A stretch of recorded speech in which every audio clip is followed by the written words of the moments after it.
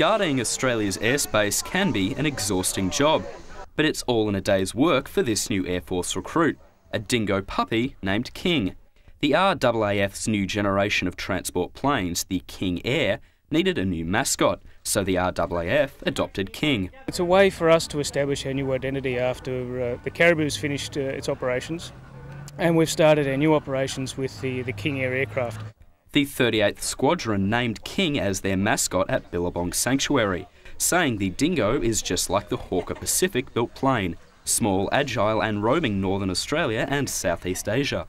He's been a great hit with the unit, and it's really established a good connection between us and Billabong and us and the Townsville community in a different way. In the wild, usually this young fella will go off. King grew up in an animal sanctuary, so Air Force members are looking after his friends back home. As we give them mascot to the dingo or access to King, they're going to help us out around the park. So it's a mutual relationship. He's a typical male bullfed. He's a very dominant male, but he's a very relaxed male as well. But any thoughts of an aerial dogfight will have to wait. King's first duty will be learning to march with the unit. Tom McLean, 7 News.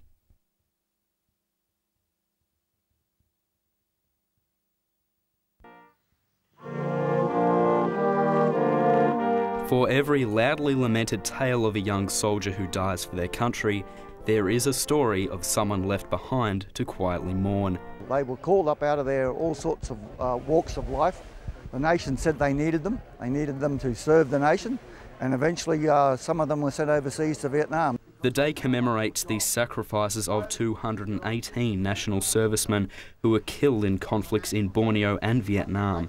A new memorial wall was added to the shrine at Rose Bay Park. The names of those national servicemen who have passed on, whether they were killed in action or have died since their national service. For surviving former soldiers, the annual ceremony is a way to bond. It's really great. I mean, you're not only old friends, but you make new ones too. And ones you've made last year are still your friends this year, and it just goes on and on, you know. That's where you've got a common bond between everybody. 40 years on and national service has been abolished. But this week fighting is intensifying in Afghanistan. Many families in Townsville will wait anxiously for the names of their loved ones to appear on plane tickets home, not carved into shrines. Tom McLean, 7 News. 2,053 students packed into a school designed to hold 1,981. The state opposition says that maths problem is causing overcrowding at Curwin State High School, and the space is set to get tighter. The possibility of moving our Year 7 students from primary settings across into secondary settings. The opposition claims that school overcrowding is bad now, but it will only get worse, with the Bligh government's plan to integrate 50,000 more students into Year 7 classrooms across the state by 2014. But the Education Department say there will be room. It's also important, I think, with Curwin State High School to say that at any given time during the week, a range of the more senior students are often off campus doing a range of activities around vocational education and training and school-based apprenticeships. The government says by Year 7, students are ready to move into Townsville State High School. Half of them will be turning 13 the year they're in grade 7. So the question is around where do those children best fit into the education system so they can make that transition. Current students are more concerned about the length of the canteen line, but most parents say they are happy with the school and the planned expansion. No, I don't think so. What I've seen of this school has been great. No problems at all. The Premier plans to hold a public meeting in Townsville on Thursday to hear suggestions from parents. Tom McLean, 7 News.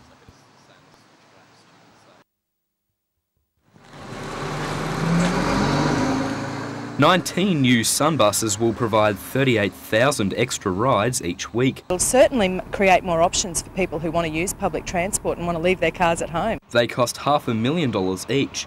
More seats, air conditioning and special engine brakes are just a few of the features. The driver has a camera overlooking the back door so they don't close it on anyone when passengers are trying to get out.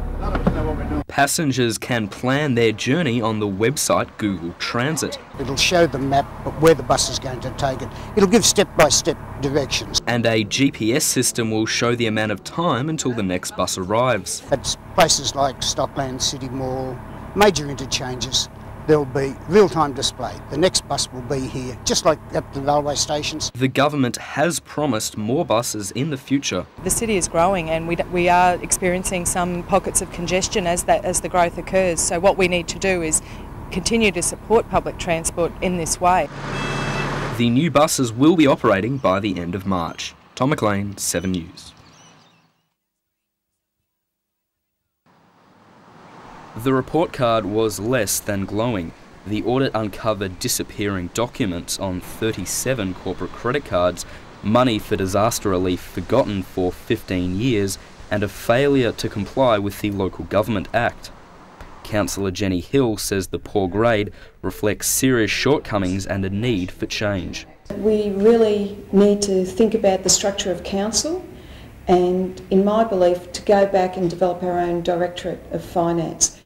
Councillor Hill says what's needed is a manager of council money to coordinate staff and ensure the council avoids mix-ups in the future. We've got a huge asset base, but more importantly, we have a huge debt of $400 million we've got to pay back. So we really need to have someone with the skills to truly manage such a big organisation. But Townsville Mayor Les Tyrrell says financial staff are managing well and there's no need for a new financial overseer. Councillor Tyrrell blames the amalgamation of the three councils for a breakdown in communication. There are some financial issues that the amalgamated council inherited and they have to be overcome. He insists the council is now focused on reducing debt. To get a balanced budget in the next 2 years. That's the real test of our ability to manage finances. But admits that won't be easy. Well, it gets done with a lot of pain. Tom McLean, 7 News.